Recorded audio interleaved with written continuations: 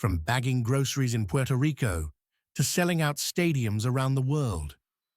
This is the story of Benito Antonio Martinez Ocasio, better known as Bad Bunny.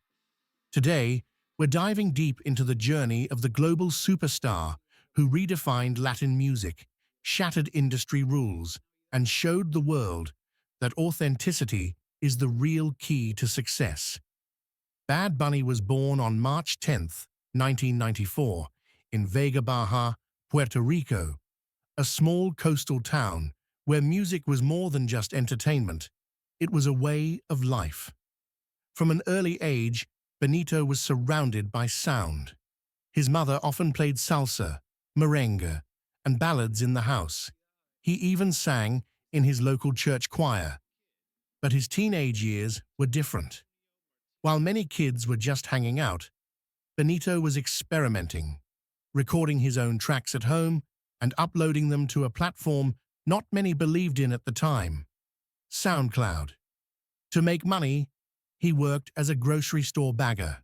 Nobody in that store could have imagined that the quiet kid stacking bags would one day become one of the world's biggest music icons. In 2016, everything changed. Bad Bunny uploaded a track called Dials to SoundCloud. The raw, emotional trap song spread quickly, and soon it caught the attention of DJ Luian, a well-known Puerto Rican producer. That one upload became the door to the music industry, but the true explosion came with Soy Peor. This single, released later in 2016, went viral across Latin America. Benito had officially stepped onto the world stage, bringing a fresh, rebellious sound that made people stop and listen. By 2017 and 2018, Bad Bunny wasn't just making noise, he was dominating. He collaborated with J Balvin, Ozuna, and Daddy Yankee. But the real turning point came in 2018, when he teamed up with Drake for Mia. Then came a song that truly broke him into global pop culture. I Like It, with Cardi B and J Balvin. The track topped the Billboard Hot 100, and suddenly, Bad Bunny wasn't just a Latin star. He was an international phenomenon.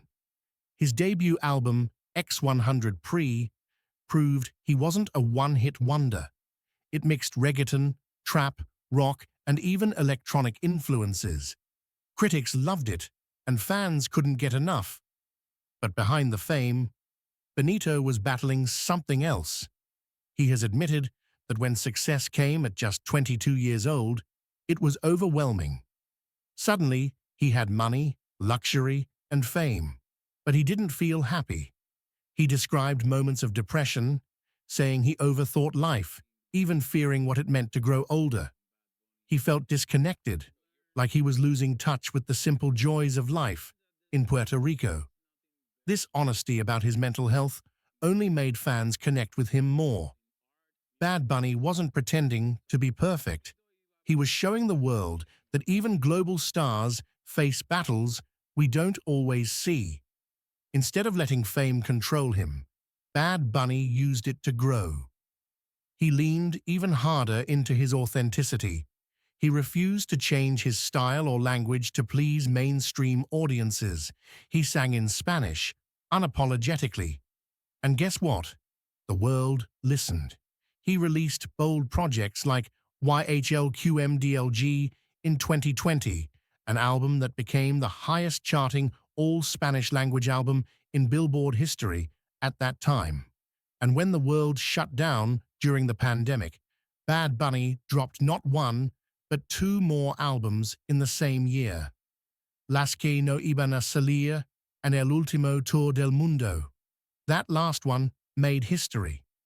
It became the first all-Spanish-language album to reach #1 on the Billboard 200. Bad Bunny was no longer just part of the industry, he was rewriting it. But music wasn't the only stage Benito wanted to conquer. He stepped into the fashion world, challenging stereotypes with bold, gender-fluid styles. His looks became statements of freedom, and individuality. Then came wrestling. Yes, Bad Bunny entered the WWE ring, performing at WrestleMania, shocking fans with how seriously he trained and delivered. And in 2022, he made his Hollywood debut in the action film Bullet Train, alongside Brad Pitt. Each move proved that Bad Bunny was more than just a musician. He was a cultural force.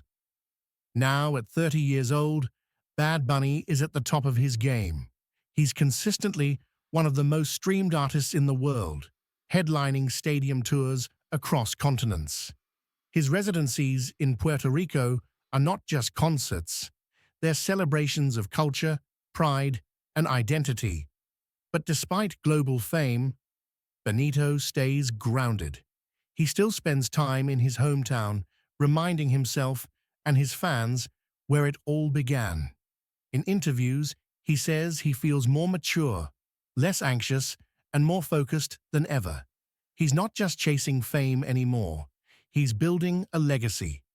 Bad Bunny's journey is more than music. It's about perseverance, authenticity, and staying true to yourself. From bagging groceries to bagging Grammys, from recording in his bedroom to selling out the world's biggest stadiums, Bad Bunny has shown the world that you don't need to change who you are to succeed. In fact, being yourself might just be your greatest power. And as his journey continues, one thing is certain. Benito Antonio Martinez Ocasio is not just a star. He's a movement,